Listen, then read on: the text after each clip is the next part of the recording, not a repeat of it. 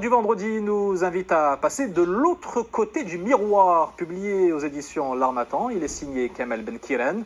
Au gré des nouvelles, le lecteur voyage d'une rive à l'autre de l'Atlantique. L'auteur le confronte à plusieurs personnages au destin plus ou moins tragique, avec des parcours qui incitent à la réflexion et à remettre en question souvent la perception que l'on a de notre propre personne ou de certaines réalités qui nous entourent. Les miroirs mentent toujours est une véritable immersion dans des sociétés plus proches qu'il n'y paraît malgré la distance. Et il est avec nous sur le plateau d'Infosoir Weekend. Soyez bienvenus, Kamel Benkiren. Vous êtes donc l'auteur de ce recueil de nouvelles.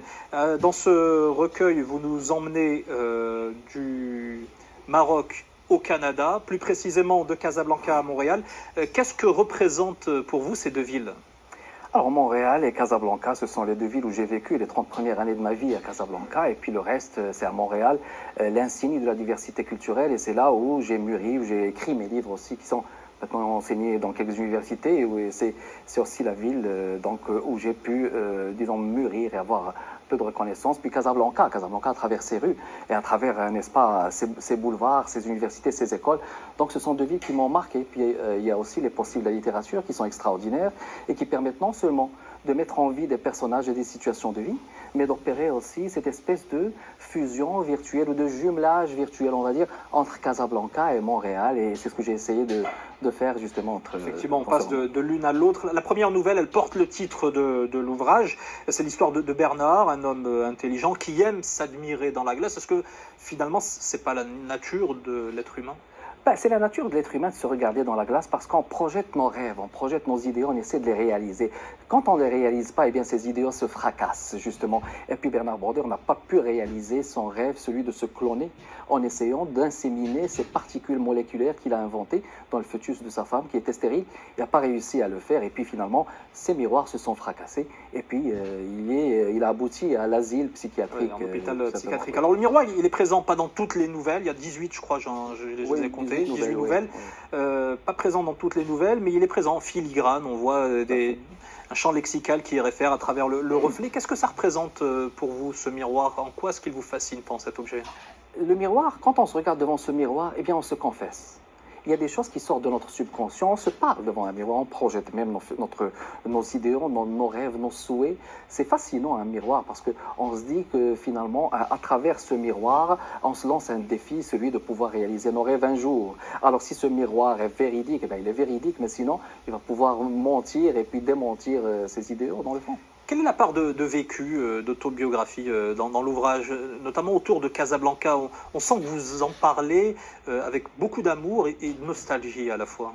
Il y a beaucoup de vécu, il y a une part de vécu. Vous savez, les auteurs, ce sont des observateurs. On a le sens du détail. Moi, je passe un séjour ici de 2 mois en venant de Montréal.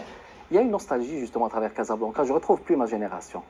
Mais j'essaie justement de décrire cette génération que j'ai vécue de Casablanca, qui était à travers les plages, à travers les dancings, où j'ai vécu à peu près 30 années de ma vie. Mais j'essaie justement de décrire ce Casablanca fascinant qui m'a toujours interpellé. À travers la cohabitation aussi entre les personnes de confession musulmane et juive, notamment vous lui consacrez toute une nouvelle.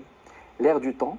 Justement à travers une nouvelle, Madame Paulette qui m'avait fasciné, une juive marocaine qui avait habité, qui a été choyée par des musulmans du Maroc, qui avait habité dans un immeuble, et puis finalement cette dame qui était fascinée par la peinture, eh bien, lors de la construction de la grande mosquée à Saint-Denis, elle m'avait demandé un jour, parce qu'il y a une part du réel, j'avais vécu ça, elle m'avait demandé d'aller lui montrer cette belle mosquée qui représentait la beauté de la religion musulmane. Imaginez ça, qu'une dame juive puisse vous dire ça, c'est extraordinaire. Puis j'avais vécu ça à Montréal aussi. Ça ne peut arriver qu'au Maroc. Ouais.